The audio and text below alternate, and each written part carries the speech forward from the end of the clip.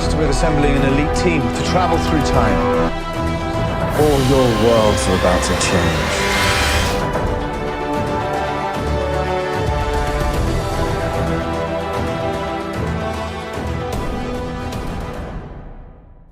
Hey guys, Nick here, and welcome back to another Legends of Tomorrow episode review.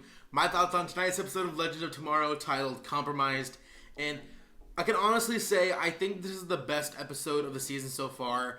And, you know, despite everything I've been saying lately about me possibly stopping to reviewing the show, and someone asked me last week if I didn't like the procedural aspect of the show. And to address that, it's not the procedural aspect of the show that I have the problem with. It's the lack of focus on the main storyline that I have a problem with. Because, you know, I like this show. Like last week's episode, I really enjoyed, despite the stupid zombie stuff. But, you know, I don't mind, like an episode of the week kind of show.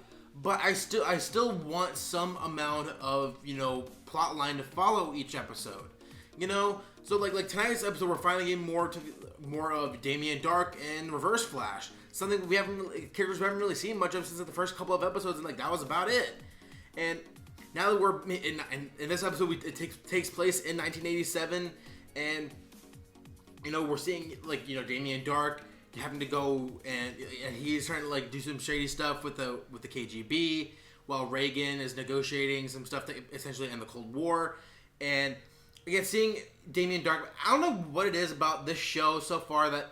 I think so far the shows, even though they haven't shown a whole lot of Damien Darhk, I think so far I like Damien Darhk more in this show than I liked him in most of Arrow Season 4. I think that was more of the writing than it was the performance, because the performance was fine. Neil McDonough, I think I've said this before in past reviews, I think Neil McDonough is a great actor. I just think that the writers of Arrow last season didn't know what to do with Damien Darhk as a villain sometimes, because they introduced him to us right off the bat, so there wasn't much of a mystery to him because he was just there and you kind of knew what he was doing. And in this episode, especially dealing with what Sarah and her the team trying to stop her from killing him and changing the timeline. And then I think one of my favorite scenes in this episode was Sarah confronting Darhk and telling him that he's gonna lose it. She knows his future.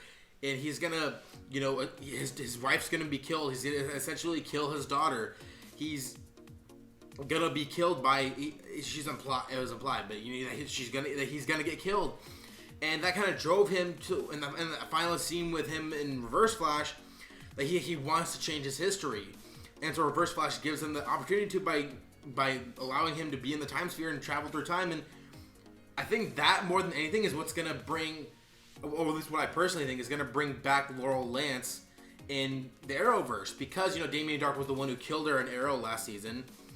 We know that Katie Cassidy is coming back to some capacity in the near future.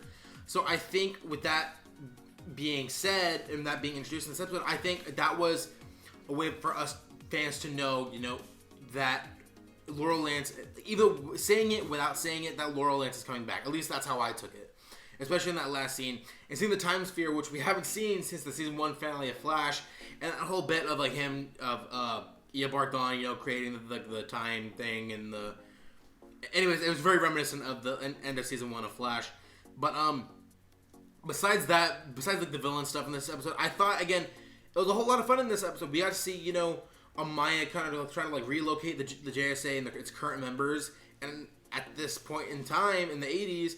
It was just Obsidian, and that was it. And the actor who played Obsidian, I think he did a great job.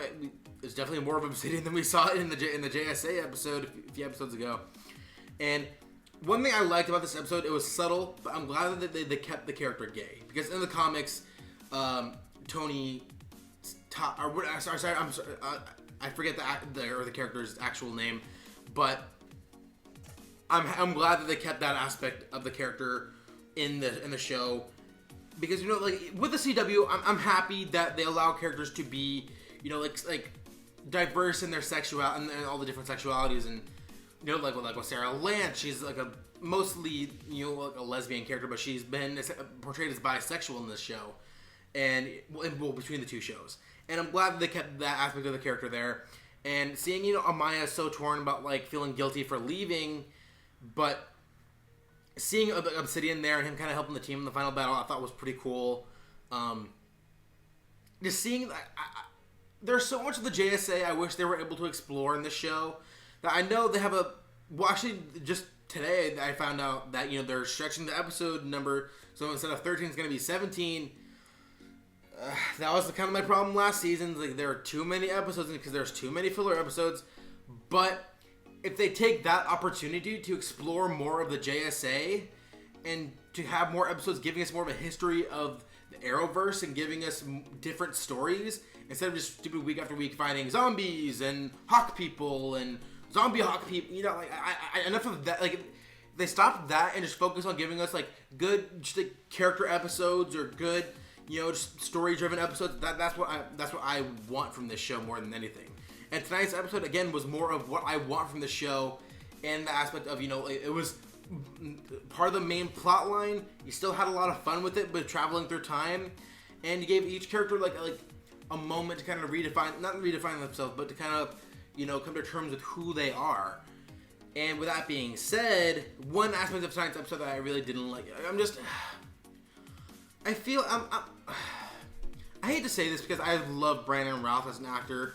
I really liked him in Superman Returns, and I liked him so far in this role. These writers do not know how to fucking write him at all.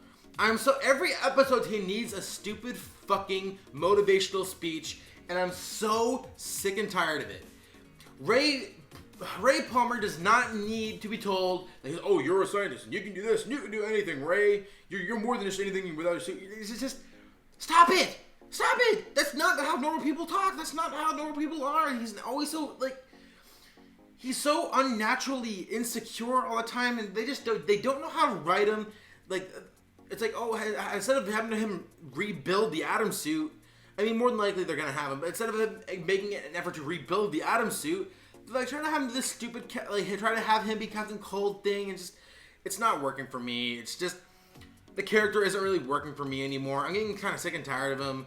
I don't know, the character's overly cocky, he's overly insecure, and I'm tired of almost every episode, everyone having to give him some sort of motivational speech to Ray, and that's the only part of tonight's show that I really was taken out of. It's just, I'm just tired of that, and that's the writing thing, it's not a performance thing. Because Brandon Routh, again, I've liked him in the show for the most part as Ray, in his performance as Ray. I hate how they've handled the character in terms of the writing, and that's where a lot of these shows fall. It's not necessarily the performer's fault, sometimes it is, but for the most part, it's the writers. And considering most of the writers on this show came from Arrow, and this show's partially show run by Mark Guggenheim, who, I'm not even going to get started on how much I hate that guy. There's too much of like the Arrowisms in this show sometimes in terms of how weakly characters are written. You know, so those are just my negative thoughts on the episode. But beyond that, again, tonight's episode was a lot of fun. I didn't mind seeing younger Martin again, and having Martin kind of see how selfish he was at the time, and because of everything they've been doing and all the time aberrations and stuff like that, the timeline is affecting, you know, how younger Martin was living his life, and this kind of gave you know, our present day Martin a chance to kind of look at himself and see how selfish he was, and kind of how selfish he can be in the present. And I thought that was a good way of showing Martin Stein where he faults as a character, because he has been a little too selfish in the show sometimes, and then they bring it up, and I didn't mind seeing that in tonight's episode. Let's see, what else is there? I like the dynamic between Amaya and Nate in this episode, and them talking about more of the JSA and the history of the JSA, and talking about, you know, Hank Haywood and how he was as a hero and as a person to Amaya. And I don't know, there's just so many like good character moments in this episode for me, and great moments in the episode with the villain.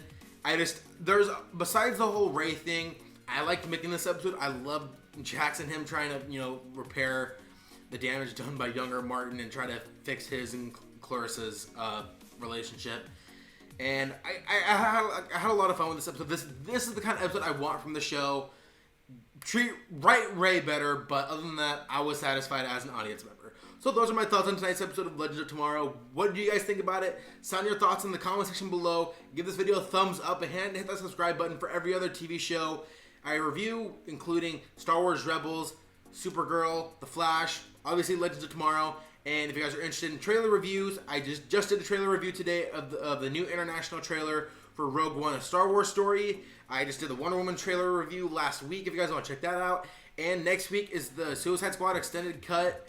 It's finally going to be released digitally, so I'm going to be doing a review for that, so you guys can check that out. As well as the other videos on my channel if you guys want to see more of me. So thank you guys for watching, and until next time, have a good one.